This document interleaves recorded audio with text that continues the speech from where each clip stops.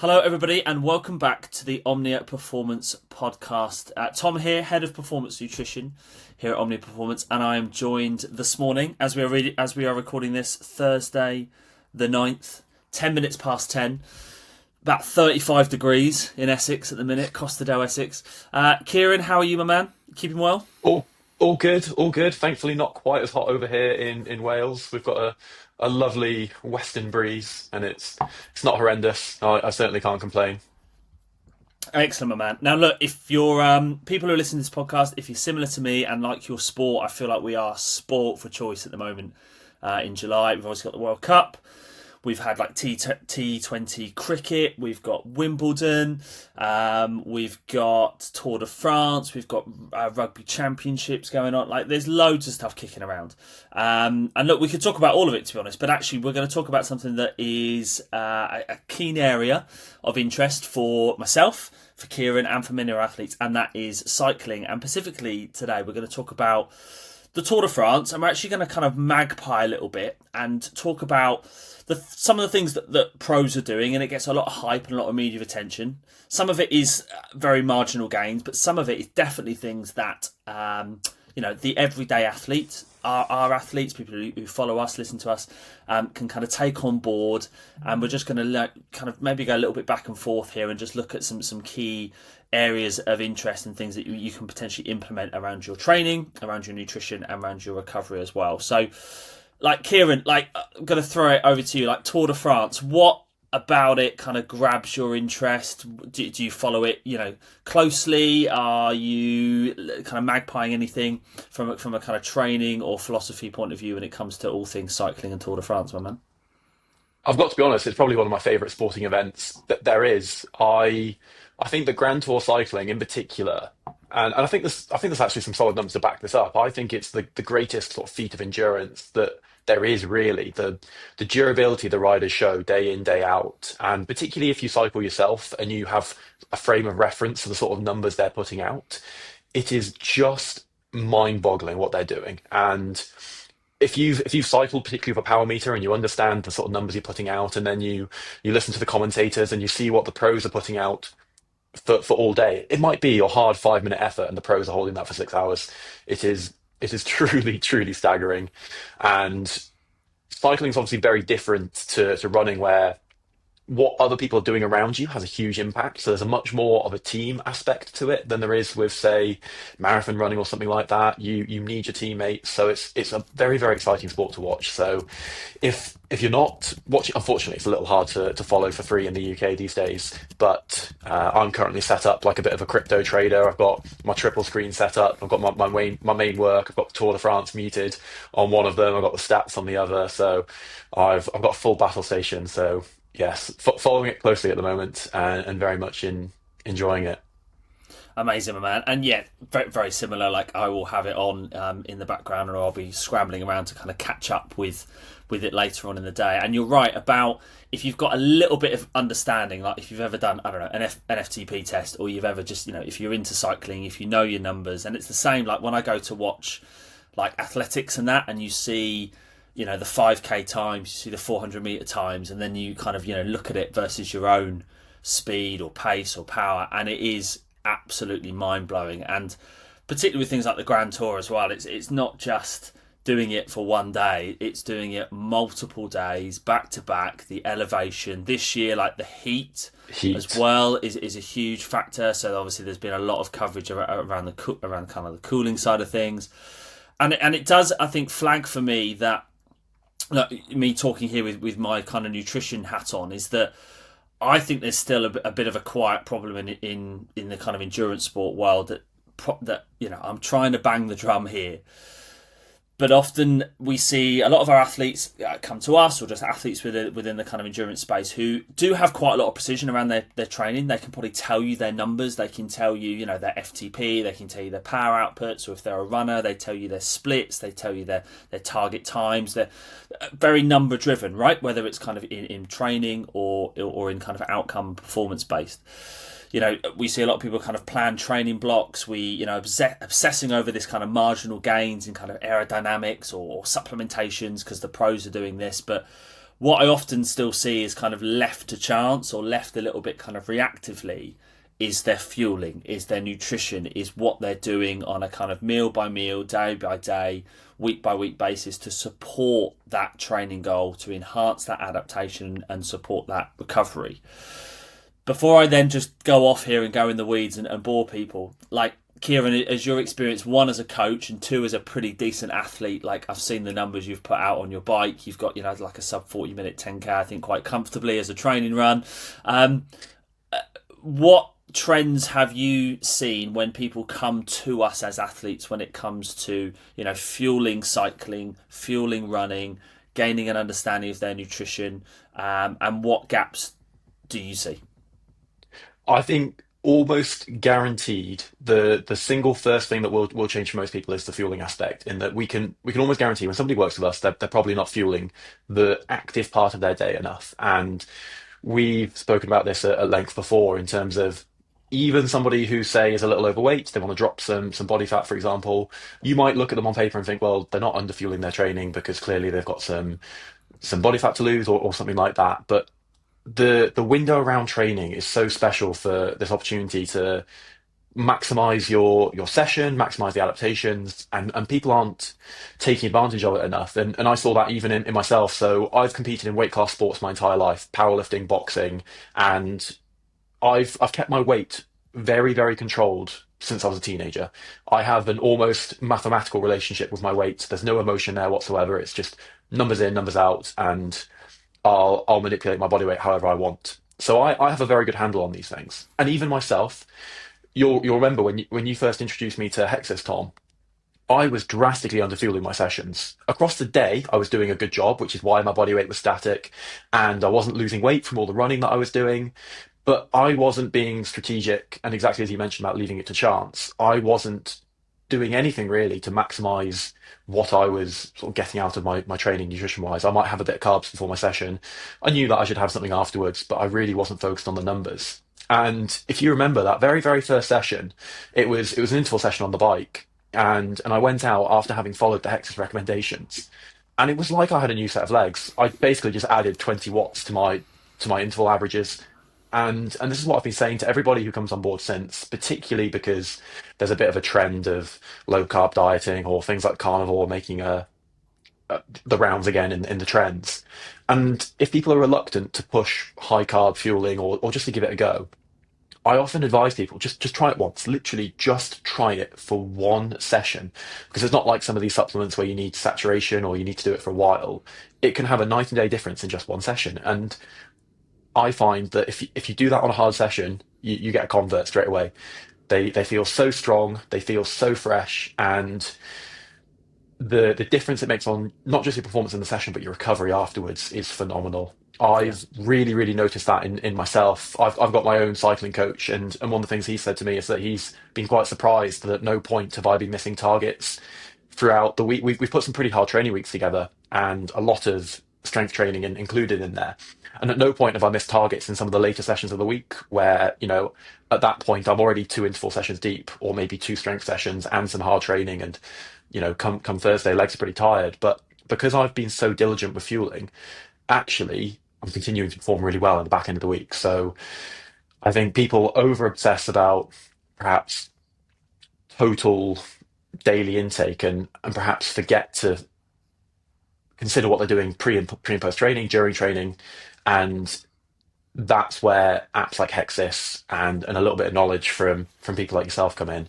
And yeah, it's certainly in the athletes I coach and in myself, it has had an outsized impact for sure. Amazing, mate. Well, that's really good to hear.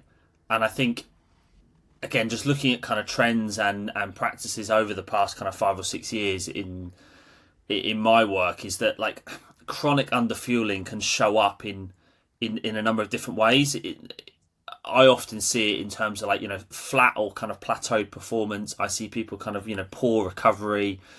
And again, particularly whether we're looking at cycling, running, triathlon, ultras, people I think sometimes misalign kind of calorie or energy restriction with like discipline, or like I say, just eating an arbitrary number that's in, MyFitnessPal. MyFitnessPal is, it's been around for a long while, but for me, it's old hat, and we are, making all these big strides with wearable tech, with data off your bike, data from your wearable data in your shoes. We've got all this fantastic data that can either predict your energy cost, or once you've done the session, show you your energy cost.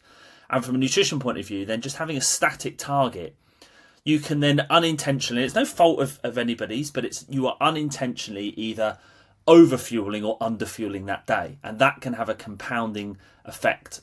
Day by day, week by week, month by month. So I'm not necessarily, it's always about eating more in inverted commas here. I think it's looking at, what are you asking your body to do? We are asking our athletes to fuel for the work required.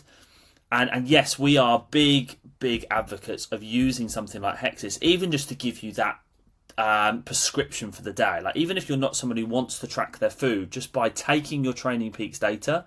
So if you're one of our athletes and you either work with one of our coaches or you're following one of our training plans, you get that predictive energy cost in the Hexis Nutrition app. And then you can, once you've performed the session, sync the two apps again. They talk to each other. So if you've worked a bit harder, or you've done a little bit less, or maybe there's been a lot more elevation, it's going to help give you that prescription in terms of like, right, do you need a high carb meal? Do you need a medium carb meal? How many meals and snacks do you want in the day? And it just gives you that recommendation. You don't have to track if you don't want to, but if you do then log some food in there, you can see, right, am I under, am I over, and just gaining that little bit of understanding. I know a lot of people always want to eat intuitively, and that's great, but I always feel like you've got to earn the right to eat intuitively by just doing a little bit of kind of awareness and understanding first. Because I think, if you are doing a training week that has, 3 hours on a Saturday for a ride and a 90-minute hard session midweek, and you've got some gym work and you've got all these different modalities, like, you need a nutrition plan that works with you and is flexible, just like your training plan is as well. And look, just to kind of shout Sam, David and the Hexis team out, like 40% of the riders on the Tour de France this year are using Hexis, and you only have to go like on their social media and you look at some of their athletes, like they are just giving a little bit of insight into like the amount of calories that are being consumed, the amount of that's being eaten at breakfast and on bike fueling, etc. And I know it's really astronomical, but the intention here is what I want to flag, is that they are, planning their sessions, they are planning their nutrition, they're having some awareness in terms of like, right, I need to fuel up before the ride, I need to consume adequate amount of carbohydrate during the ride, and then what am I consuming within that kind of 30 to 60 minute window post ride to support that recovery and adaptation too. Just before we jumped on, obviously one of our favourites, we love talking about Jonas Abrahamsson as an example of what happens when you gain weight. He today posted a screenshot of his Hexis breakdown for the day. So for those who don't follow the Tour de France, today is one of the first true mountain stages, and it's an absolutely mammoth day of cycling, something like 4,000 meters of climbing over about 180 kilometers of racing. So really, really big day out. And his totals for the day that he's got to get in, 8,500 calories, 1,700 grams of which are carbs. And his breakfast alone was 1,600 calories and over 300 grams of carbs. So it's always a pleasure to see what they're putting in. And in particular, it's very cool to see that they're using Hexis as well. But we love Jonas, don't we, Tom, as an example of what happens when you perhaps stop conforming to these ideas that smaller is better, and put some weight on, and allow yourself to follow what your body wants. Mate, 100%. And look, I think that there's such a big conversation piece here, but we'll try and keep it succinct. But I think we are seeing the trend now that lighter doesn't always equal faster. Now, obviously, there's always a caveat. If you are a track runner, if you are a very good marathon athlete, then we know that kind of aerodynamically and from a body weight point of view, we know there's going to be some kind of caveats here. But generally speaking, for the majority of people listening to this podcast, they're an everyday athlete, right? Yes, they might have a bias towards cycling or running or triathlon, but they probably go to the gym maybe a couple of times a week. Maybe they still want to be strong in everyday life, be able to bang some pull-ups out at the beach, be able to lift and carry your kids, and just be, as we like to kind of, put to our athletes never more than 3 or 4 months away from doing any sort of event race competition, from like say from a high rocks to a half marathon to a Spartan race to a triathlon, anything. So you need a body that is robust. And I always worry that if athletes come to us and the number one goal is, right, I need to drop weight because that's going to help me, be faster, move more efficiently, etc. And yes, sometimes there is an argument for that, but in your case, Kieran, as a coach and as an athlete, and obviously now again, like magpieing a little bit, I'm going to use this term a lot today. That looking at what these Grand Tour riders do, where it's not just Mr. Abrahams. We've seen other riders now, particularly the kind of GC, what they call general classification riders. Yeah. They're carrying more lean muscle tissue, which in turn is then pushing their kind of watts and their power up. So how would you frame it if an athlete came to us and wanted to be a better cyclist, be a faster runner, be more of an efficient triathlete? Where would you start with body composition, or would you actually look at getting them fitter, faster, more robust, etc.? Well, I think it's really interesting because we've actually got a good amount of research to back this up in that even if somebody's body comp didn't change, we know that activity of any kind is good for us. We know that increased aerobic fitness, even if you're still overweight or obese, you're potentially better off than people who are a quote unquote healthy body weight but inactive. So the very, very first thing, if we're truly focused on trying to improve somebody's health and their ability to perform out in the real world, well, fitness has to come first above anything like trying to bring about massive body comp change, particularly if there's only, say, somebody wants to lose a couple kilos to lighten up for summer, or perhaps they're chasing a little bit of extra top end speed on the bike or running, then sure, we can facilitate that a little bit, but it's not necessarily about chasing certain numbers. One of the lines that kept coming up when I was reading around the X team, and for context, for anybody who doesn't follow cycling, they're one of the Norwegian pro cycling teams.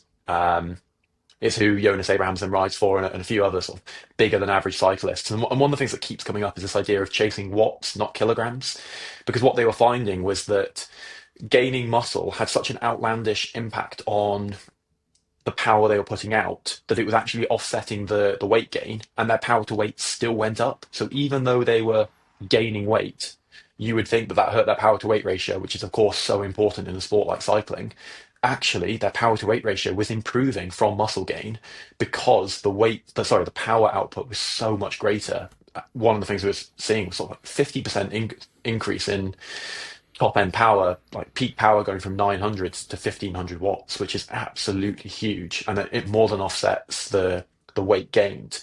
And the average person probably has a lot more to gain from going down that approach, particularly if we're looking at a longevity point of view. We want muscle as we age. We don't want necessarily to be this 55, 60 kilogram hill climbing specialist if our goal is to be able to pick up our kids and run with them at the park, or have enough muscle to withstand a fall or a crash as we age, or anything like this. For people not competing in pro sport, realistically, the far better option for the vast majority of us who aren't earning a living from being the best in the world at an endurance sport probably is to sit on that heavier end of what enables them to have a good body comp and still sit in a healthy range. But the vast majority of us are probably better off chasing that little bit of extra muscle, still building the big engine, and just forgetting about trying to be as skinny as possible and light as possible.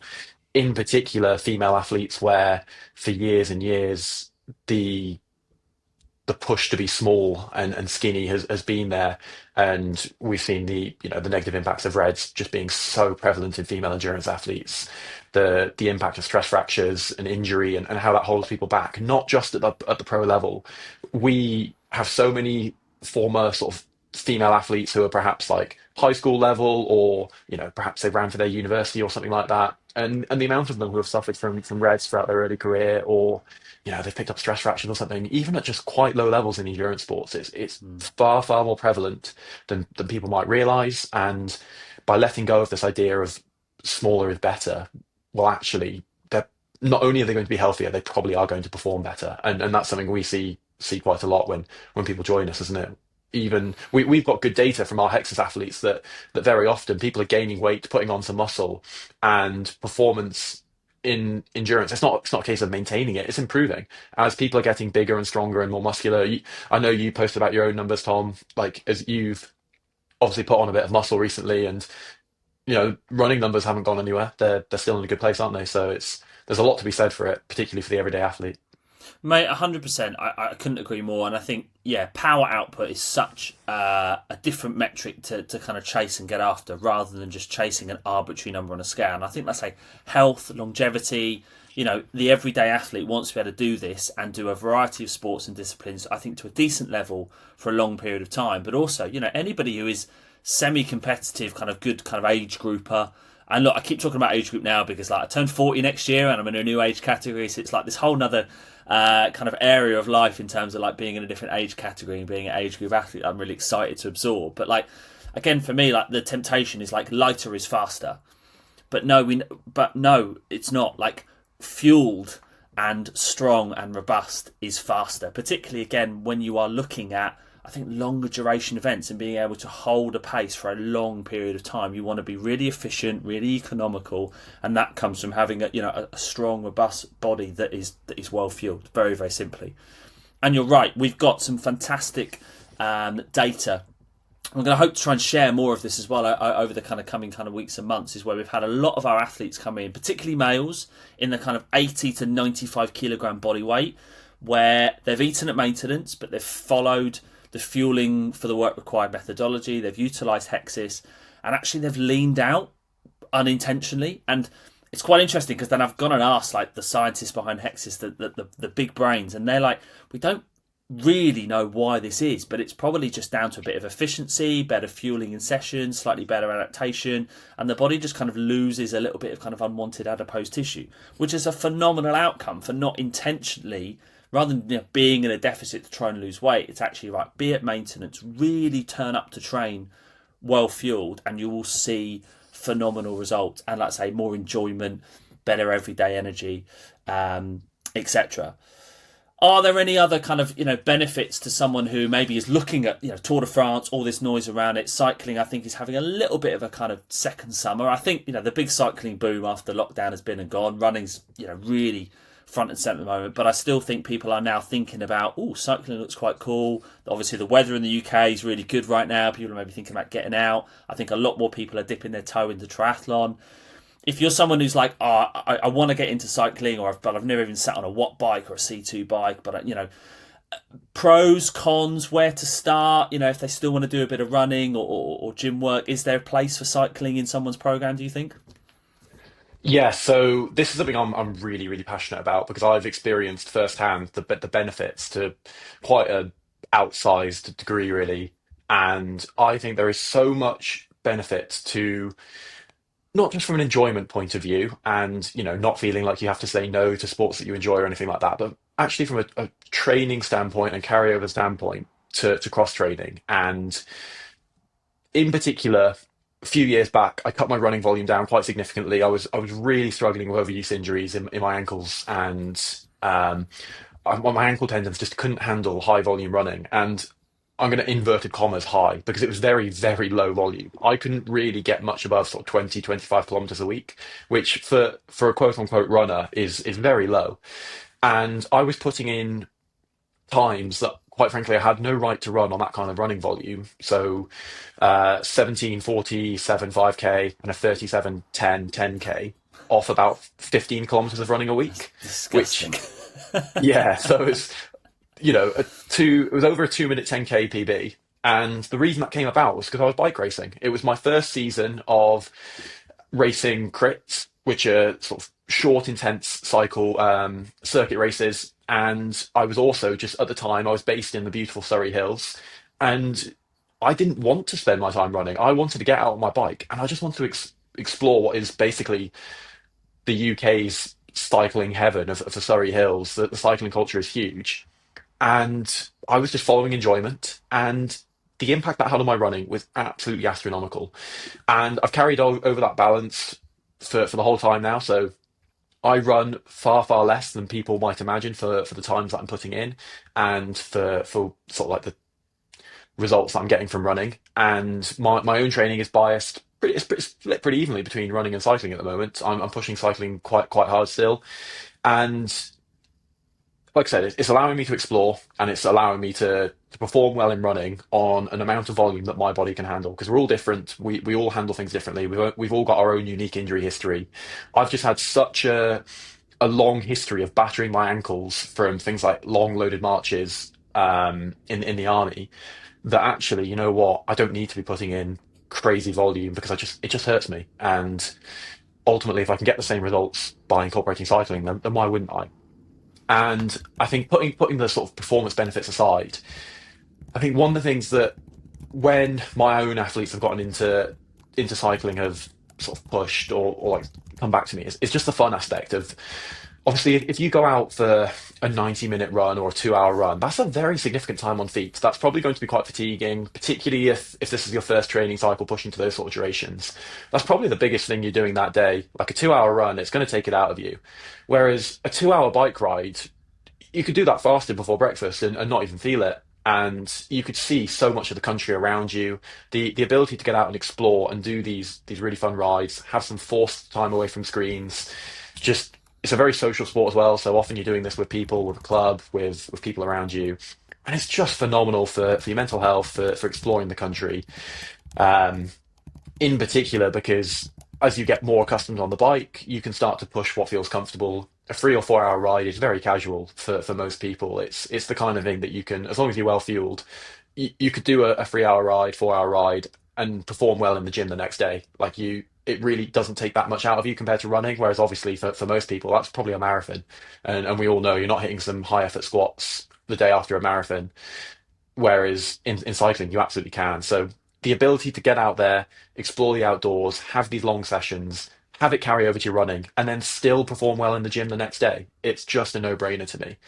And I think to your point about sort of how you'd get involved, there's a tendency, as with all things, and how sort of Gucci social media makes everything look, to think that you need the top end bike, the designer kits, the matching outfits, and it's a very, very expensive sport. It's one of these sports that if you wanted to, you could spend a truly, truly obscene amount of money.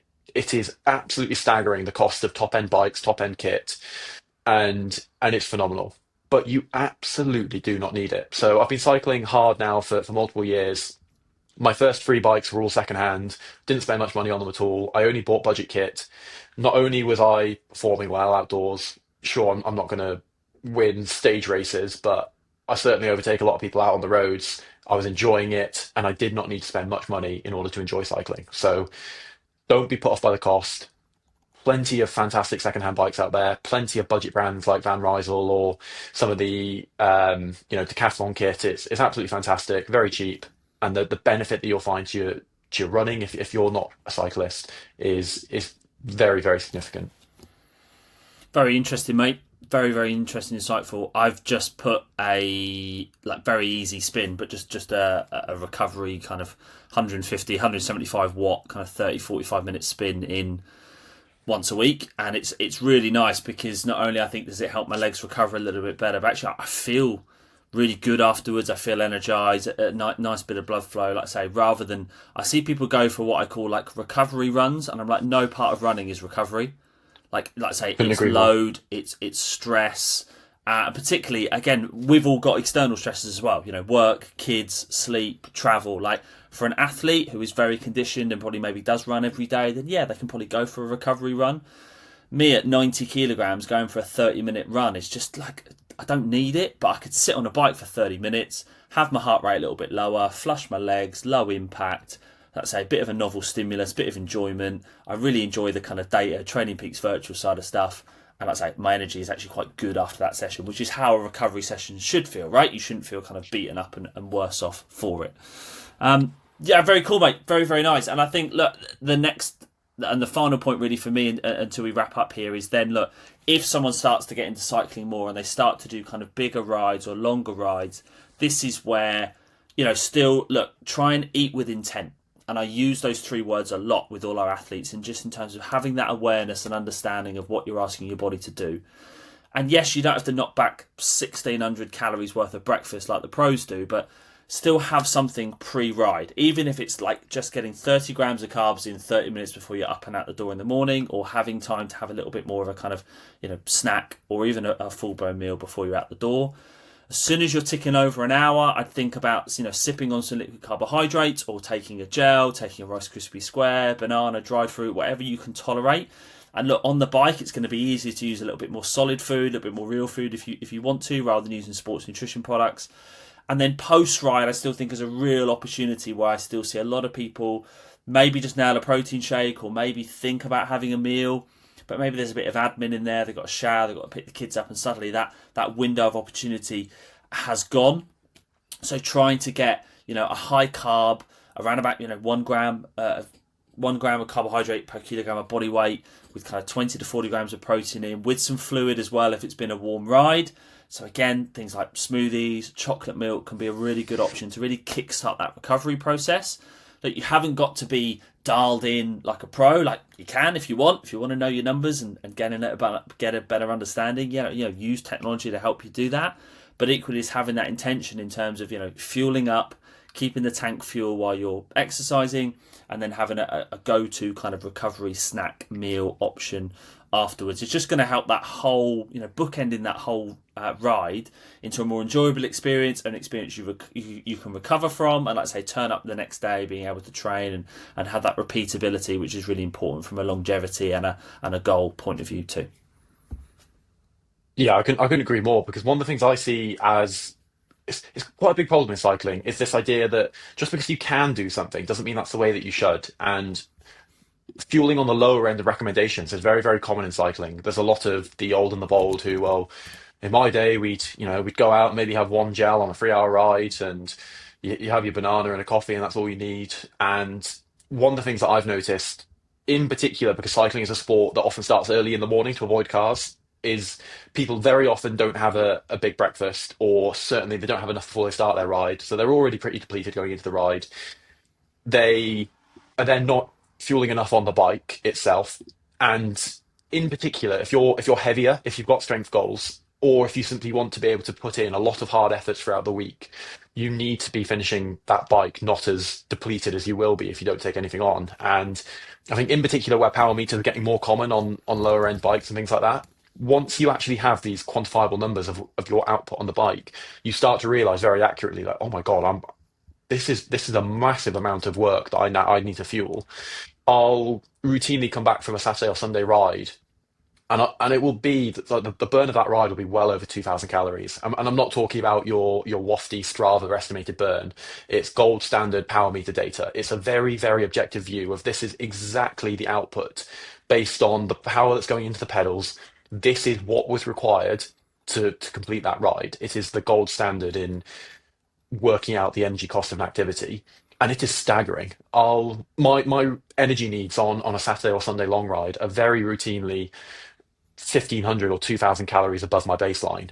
If my at my body weight and my activity level, most of my days I'm anywhere from sort of 3,500 up to maybe just below 4,000 calories a day. That's like my baseline based on my step count, my body weight, and just sort of like a single session a day. Whereas my big cycling days, they'll easily be 6,000 calories. And that's not, I'm no pro. I'm not going out for massive rides. I'm probably doing 4 hours max on a sort of Sunday casual ride, maybe more occasionally, but the amount of fuel that you need is so much greater than many people realize if you want to then be able to perform hard the next day, or particularly if you're doing double session days, anything like that. Just because you can get by on less doesn't mean that you're better off for having done so.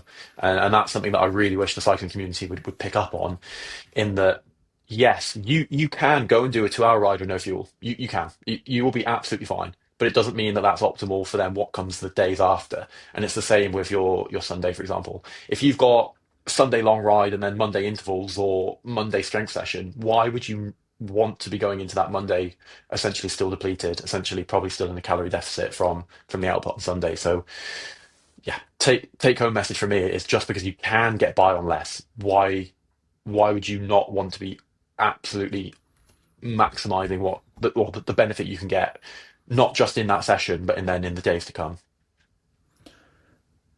Mic drop. Very good, my man. Excellent stuff. Excellent stuff. So look, in summary, I think, go watch the Tour de France. Even if you've never watched it, just sit down and just follow along with it just for a day or two, or watch a highlight show. I think it is a phenomenal sport, and even things like Tour de Britain and things like that. If you ever get a chance to go see one of these things, because often it's free, right? You just got to find a street, turn up, and Yeah. watch the speed, watch the carnival of it all. I think it's a phenomenal event, but equally, I'm always intrigued at what the pros of any elite sport do and what we can pick out of it as kind of the everyday athlete. So whether we've spoken about here about using cycling to help you be a better runner, whether we've spoken about looking at getting more powerful and stronger rather than necessarily just focusing on trying to drop a couple of kilos for the sake of it and running that risk of low energy availability, and just not having a very good time, and then bookending your sessions, your pre, your intra, your post workout nutrition. Anything else from you, Kizza, before I wrap up here and signpost people? I think very quickly you mentioned about Tour de Britain or Tour of Britain, and I think we should revisit this conversation next year when, of course, the Grand Depart comes to the UK. So I think next year, for those that aren't aware, there's going to be some significant Tour de France stages in Britain, and coming down the length of the UK, I think it's going to be absolutely phenomenal for British cycling, and I think we'll definitely have to revisit this conversation next year because people are going to be exposed to how fantastic a sport cycling is, how unbelievably impressive pro cycling is, and I think we're due another maybe not COVID style boom, but I think we're certainly going to get another cycling boom. So perhaps we schedule this in for this time next year when I think actually it will literally be this because I think the first two I don't know how many stages are in the UK. I think there's at least is there three? There's certainly multiple in the UK because I know one's coming past me in South Wales. I know one's starting up north. So there's certainly either way there's certainly multiple stages in the UK. So probably about this time next year, the tour will have moved on over to the continent, Amazing. and we can be Good yeah stuff, my man. coming Good back. stuff. And look, for anybody who maybe wants to know a little bit more about, working with us directly, you can obviously head to the website. It's probably the best bet, or have a look at the show notes as well. But you can inquire about just finding out more about if you want a maybe a custom training plan, if you want to dip your toe into cycling, triathlon, balance cycling with running and your strength training, etc. Or if you want one-to-one coaching where you then get nutrition support from myself, access to Hexes, etc., head to the website. All the details are there. Or, I'm sure probably check out the show notes as well for any links and attachments. Right, Kieran, I'm going to crack on with my to-do list so I can make sure I can spend the afternoon with my Wimbledon screen on and keep an eye on the Tour de France as well. Thanks so much for your time, my man, and I'll speak to you soon. Yeah, always a good one, Tom. Cheers, mate. Bye.